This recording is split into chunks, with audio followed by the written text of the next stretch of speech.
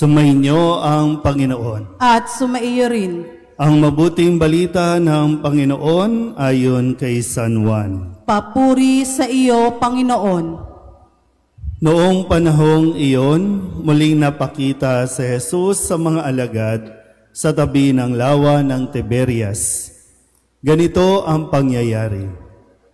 Magkakasama sina Simon Pedro, Tomas na tinaguri ang kambal, Natanael na taga Cana Galilea, ang mga anak ni Zebedeo at 2 pang alagad. Sinabi sa kanila ni Simon Pedro, "Mangingisda ako." "Sasama kami," wika nila. Umalis sila at lumulan sa bangka, subalit walang nahuli ng gabing iyon. Nang magbubukang liwayway na, tumayo si Jesus sa pangpang, subalit hindi siya nakilala ng mga alagad. Sinabi niya, "Mga anak, mayroon ba kayong huli?" "Wala po," tugon nila. "Ihulog ninyo ang lambat sa gawing kanan ng bangka at makakahuli kayo," sabi ni Jesus. Inihulog nga nila ang lambat at hindi nila ito mahila sa dami ng huli. Sinabi kay Pedro ng alagad na minamahal ni Jesus, "Ang Panginoon iyon." Nang marinig ito ni Simon Pedro, siya'y nagsuot ng damit sapagkat hubad siya at tumalon sa tubig. Ang kasama niyang mga alagad ay sumapit sa pangpang, sakay ng munting bangka. Hila-hila ang lambat na puno ng isda. Hindi sila gaanong kalayuan sa pangpang, mga 90 metro lamang. Pag-ahon nila sa pangpang ay nakakita sila roon ng mga baga na may isdang nakaihaw at ilang tinapay. "Magdala kayo rito ng ilang isdang nahuli ninyo," sabi ni Jesus. Kaya't sumampa sa bangka si Simon Pedro at hinila sa pangpang ang lambat na puno ng malalaking isda, 153 lahat. Hindi napunit ang lambat, kahit ganoon karami ang isda. "Halikayo at mag-almusal tayo," sabi ni Jesus. Isa man sa mga alagad ay walang nangahas magtanong sa kanya kung sino siya, sapagkat alam nila na siya ang Panginoon. Lumapit si Jesus, kinuha ang tinapay at ibinigay sa kanila. Gayon din ang isda. Ito ang ikatlong pagpapakita ni Jesus sa mga alagad, pagkatapos na siya'y muling mabuhay. Pagkakain nila, tinanong ni Jesus si Simon Pedro, "Simon, anak ni Juan, iniibig mo ba ako ng higit kaysa mga ito?" "Opo, Panginoon, nalalaman ninyong iniibig ko kayo," tugon niya. Sinabi sa kanya ni Jesus, "Pakanin mo ang aking mga batang tupa." Muli siyang tinanong ni Jesus, "Simon, anak ni Juan, iniibig mo ba ako?" Sumagot si Pedro, "Opo, Panginoon, nalalaman ninyong iniibig ko kayo." Ani Jesus, "Pangalagaan mo ang aking mga tupa." Pangatlong ulit na tinanong siya ni Jesus, "Simon, anak ni Juan, iniibig mo ba ako?" Nalungkot si Pedro sapagkat makaitlo siyang tinanong, "Iniibig mo ba ako?" At sumagot siya, "Panginoon, nalalaman po ninyo ang lahat ng bagay. Nalalaman ninyong iniibig ko kayo." Sinabi sa kanya ni Jesus, "Pakanin mo ang aking mga tupa." Tandaan mo, noong kabataan mo pa, ikaw ang nagbibihis sa iyong sarili at lumalakad ka kung saan mo ibig.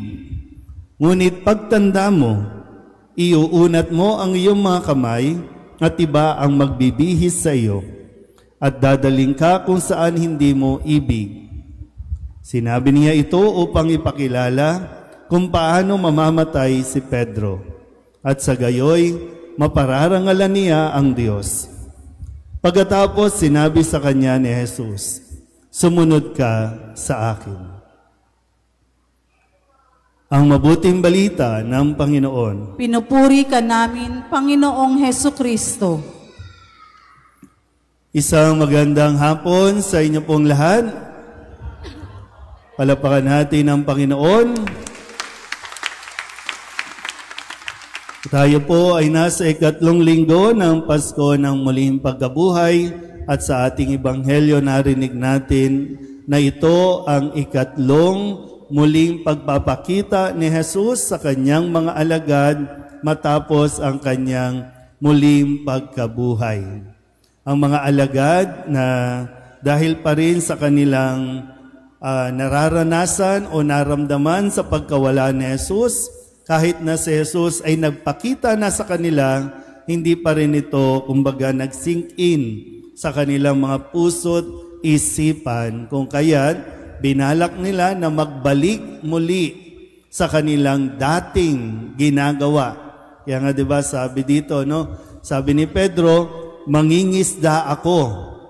Mula sa pangingisda, inalis na sila ni Jesus, tinawag sila ni Jesus at ang sabi, "Mula ngayon, kayo ay maging mamamalakaya ng mga tao.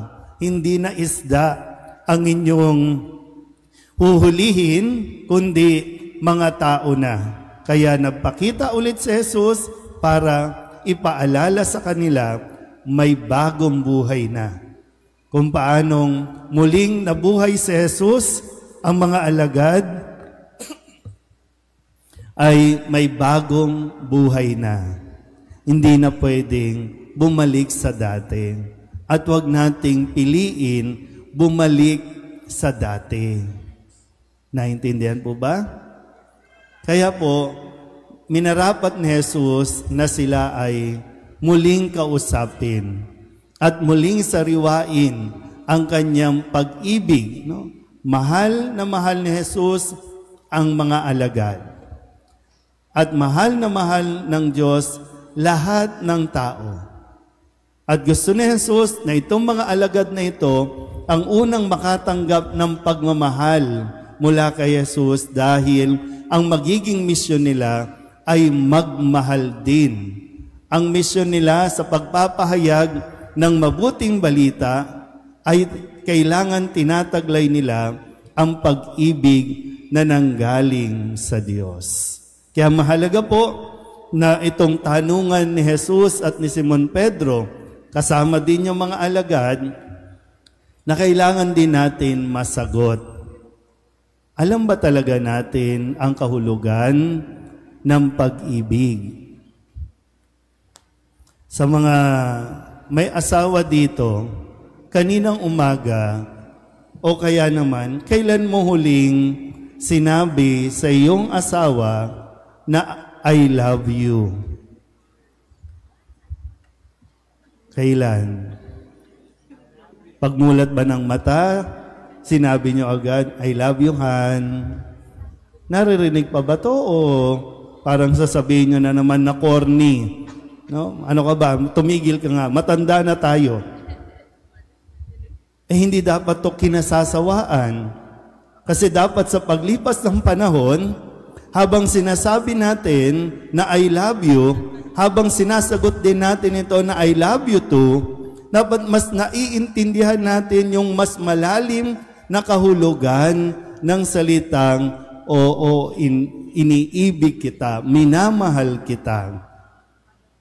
Kasi ang pag-ibig ay may kalakip na responsibilidad. Hindi ka pwedeng magsabi na magmamahal ka, pero ayaw mong umako ng responsibilidad. Hindi yan tunay na pagmamahal. Kaya nga sinabi niyo, paulit-ulit si Jesus. No? Sabi nga ni Pedro, paulit-ulit naman. Lord, di ba? Alam mo ba? Mahal kita. Ano daw? Simon, iniibig mo ba ako? Kung iniibig mo ko, sabi niya, pakanin mo ang mga batang tupa. Kung iniibig mo ko, pangalagaan mo ang aking mga tupa. Kung iniibig mo ako, pakanin mo ang aking mga tupa. So handa ka ba na umako ng responsibilidad? Sa mga kabataan na naririto, sa mga medyo bata-bata pa na naririto, sana mas maintindihan ninyo, ha? Yung kapag meron nagsasabi sa iyo na mahal kita, isipin nyo muna ng mabuti. Lalong-lalo na, no? Kasi ang mga kababaihan ang tinatanong, iniibig mo ba ako? Bago ka sumagot ng oo, kailangan alam nung lalaki, alam nung nanliligaw sa iyo, yung responsibilidad na nakaakibat kapag nagsabi siyang mahal kita. Kasi pwede mong sabihin, pag sinabi ng lalaki, iniibig mo ba ako? Pues, mag-aral ka muna ng mabuti. Handa ka bang mag-aral? Iniibig mo ba ako? Handa ka ba talagang umako ng responsibilidad? Kasi ngayon, para bang pag sinabing, oh, I love you, o ano nang susunod? O mot-mot na tayo. Kasi laging ang pag-ibig ay ang kasunod, sex. Hindi ito love and sex, kundi love and responsibility. Kaya kailangan kang mas maging matalino. Unawain ng mabuti. Kasi ang love, tandaan nyo ha, ang love, hindi yan makakabili ng bigas. Ang love, hindi yan makakabayad ng kuryente. Naintindihan ba? Kaya kung talagang nagmamahal ka, pues, patunayan mo, ipakita mo, magpursigi ka. Hindi yung ngayon nagsasabi ka na ng love-love, wala ka pa nga sariling bahay, love-love. O tapos makikita ka na naman sa magulang mo, yung pagkain ninyo, iaasa mo pa sa magulang mo. Tapos sasabihin nyo, love namin ang isa't isa. Pektosan ko kayo eh. Diba? Marami nang nagkakamali kasi nga hindi mo na pinag-aaralan, hindi mo na pinagninilayan. Masabihan na ng I love you, bibigay agad. O, pag nabuntis na, o pupunta ka ng ospital, sabi, nagmamahalan kami. O anong pakialam namin?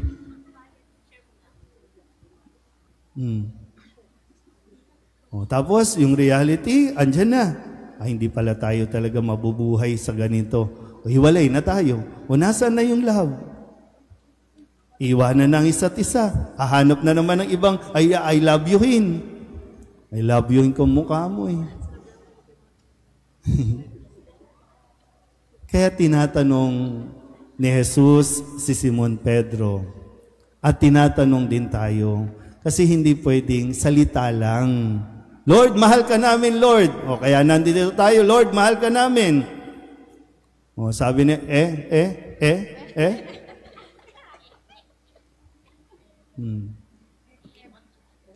Kaya mo ba talaga? Kasi hindi ito pwedeng ipilit. Kailangan manggaling sa atin yung desisyon. Pero kung magdidesisyon tayo, dapat alam mo kung ano ang kaakibat nito. Kung ano ang inihingi sa atin, kung ano ang dapat nating ibigay. Diba? Parang pag-ibig, diba, dapat unconditional, yung self-giving. Naiintindihan ba talaga natin yun? O baka yung pagsasabi natin ng I love you, sarili lang natin ang iniisip natin.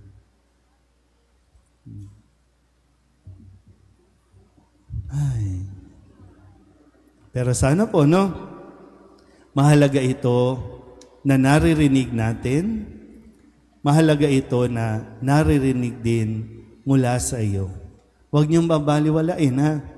Lalo na sa mga pamilya, sa mga tahanan, I love you ang sabihin ninyo. Huwag pagmumura. Huwag mura. Huwag niyong mumurahin ang isa't isa. Kung sa tingin ninyo nagagalit kayo sa isa't isa, pwede nyo rin namang sabihin at pwede nyong sigawan ang isa't isa, I love you ka. Imbis na sabihin mo, gago ka. Sabihin mo, I love you ka. Diba? Imbis na PI. Imbis na tanga ka. Sabihin mo, I love you. Para sabihin niya, I love you ka rin. Pero galit ka, pero at least, I love you ka rin. Akala mo, ikaw lang, I love you ka rin. Kasi mahirap po yung nasasanay tayo. Diba? Kapag ikaw nakakarinig ng pagmumura, diba, medyo degrading. Tanungin ninyo, pag namura ninyo ang asawa ninyo, tanungin ninyo mamaya, anong pakiramdam pag minumura kita? Kaysa doon, anong pakiramdam kapag naririnig mo yung I love you? Kaya nga diba, mahal niyo ba talaga isa't isa? Kahit sa salita pa lang, hindi mo na magawa, paano pa sa gawa? Okay? So sana po, sa linggong ito, mas maging malawak ang ating pag-unawa, ang ating pag-intindi sa tinatawag na pagmamahal. At muli, ang pagmamahal ay may kaakibat na responsibilidad. Hindi yan mapaghihiwalay, hindi yan magkaiba. Amen? Magsitayo ang lahat.